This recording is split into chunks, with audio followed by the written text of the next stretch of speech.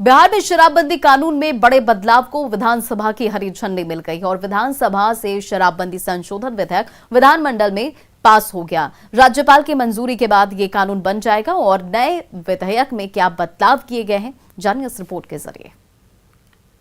मैं प्रस्ताव करता हूं कि बिहार मद्य निषेध और उत्पाद संशोधन विधेयक 2022 स्वीकृत हो। बिहार विधानसभा में मद्य निषेध मंत्री सुनील कुमार ने मद्य निषेध और उत्पाद संशोधन विधेयक 2022 का प्रस्ताव पेश किया, जो पूर्ण बहुमत से विधानसभा से पारित हो गया। बिहार मद्य निषेध और उत्पाद संशोधन विधेयक 2022 स्वीकृत हो। जो इसके पक्ष में है वे हाँ कहें, जो इसके विपक्ष में है वे ना कहें।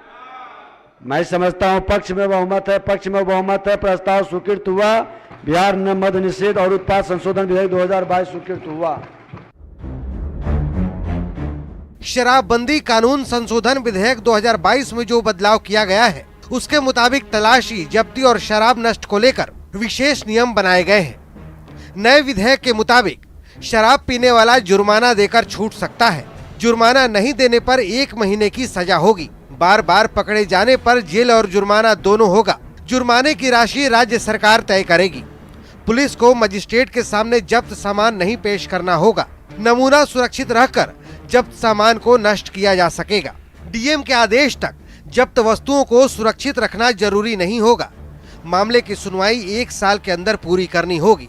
धारा 37 में सजा पूरी कर चुका आरोपी जेल से छूट जाएगा।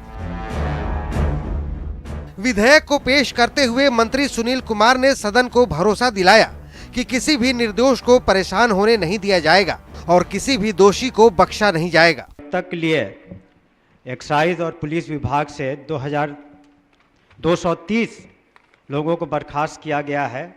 इस तरह से प्रशासन बिल्कुल और सरकार मुस्तैद है कि जो भी संलिप्त पाए जाते हैं उनके विरुद्ध जल्द से जल्द कार्रवाई हो सके।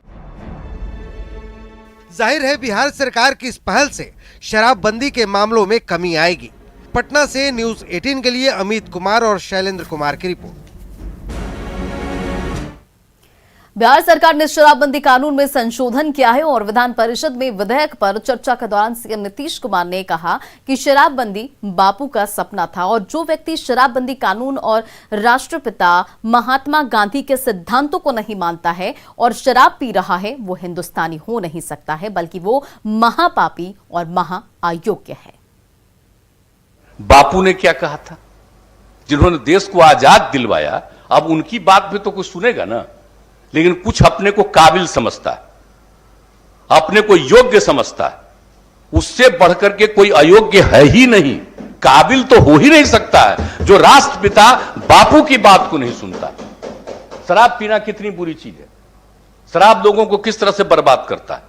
खाली पैसे का नुकसान नहीं करता है, उसके जीवन को नुकसान कर देता है। बापू ने जो कुछ भी कहा है, एक एक घर तक हम लोग पहुंचा रहे हैं। देख लीजिए कि जितना भी कोई भी कानून आप बनाते हैं, लेकिन सब पर कोई नियम ठीक से करता है। अभी इधर उधर से धंधा करता है। हम लोग बजट बनाते हैं निर्माण के लिए, और निर्माण करने का जिसको जिम्मेदारी रहता है उसमें कुछ धंधा करके पैसा नहीं कमा। कि भावना को भी कोई नहीं मानता है तो हम तो मानते ही नहीं है कि वो हिंदुस्तानी है, वो भारतीय तो है ही नहीं, और वो काबिल तो है ही नहीं, वो महाअयोग्य है, महापापी है।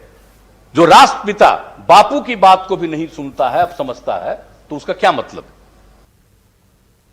और फिलहाल इस बुलेटिन में इतना ही। बने रहें आप न्यूज़ 18 बिहार झारखंड के साथ।